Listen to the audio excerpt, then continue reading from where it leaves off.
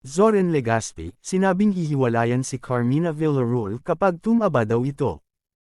Maraming netizens ang gigil na gigil, at hindi napigilang mapataas ang kilay, dahil sa kumakalat ngayon na interview, ng kapuso aktor na si Zoren Legaspi. Kaagad nag-viral ang short video clip na ito, partikular na sa TikTok, na siyang umani ng milyon-milyong views. Ang nasabing interview ay mula sa dating popular talk show, ng Queen of All Media, na si Kris Aquino, kung saan kasama niya rito ang misis na si Carmina, at ang noy mga bata pa nilang kambal, na si Mavi at Cassie. Ayon sa ilang netizen, marahil nag-trending ang lumang video, dahil na rin sa kontrobersyang kinasasangkutan ng kanilang anak na si Mavi, dahil sa di-umano'y pagtataksil, sa rumored ex-girlfriend na si Kailin Alcantara kay Dasuri Choi. Base sa video, nagbigay si Zoren ng kanyang pananaw, tungkol sa pambababae ng mga lalaki, at tungkol sa physical qualities ng mga kababaihan. Nag-umpisa ito sa tila pagsusumbong ni Carmina kay Kris, kaugnay sa sinabi sa kanya ni Zoren. Ayon kay Carmina, sabi ba naman niya sa akin, ay nako, hihiwalayan kita pag tumaba ka. Sabi ko, sobra ka naman. Naitanong naman ni Kris, kung mayroon raw bang requirement si Zoren, pagdating sa weight ng kanyang misis. Paliwanag ni Zoren, kasi hindi niyo tinatanong yung mga lalaki, kung bakit yung mga ibang lalaki biglang ng babae. Agad na hirit ni Carmina, oy, hindi excuse yun tatay, hindi yun reason.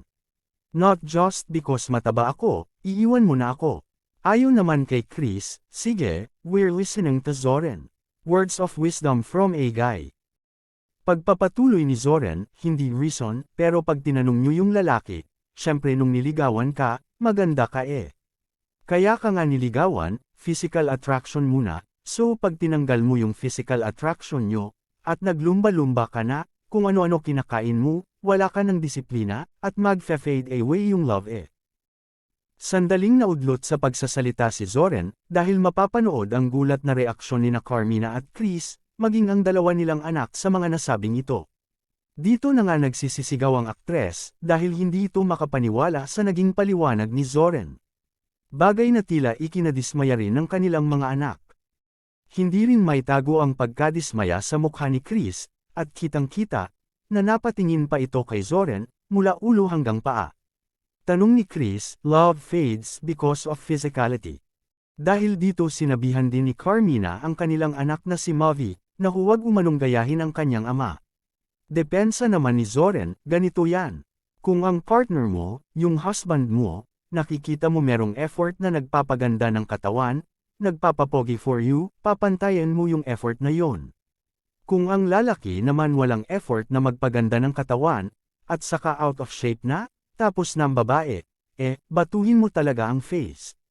Ani pa ni Zoren, kung maganda naman daw ang katawan nito, wala pa rin namang karapatang magloko ang isang lalaki.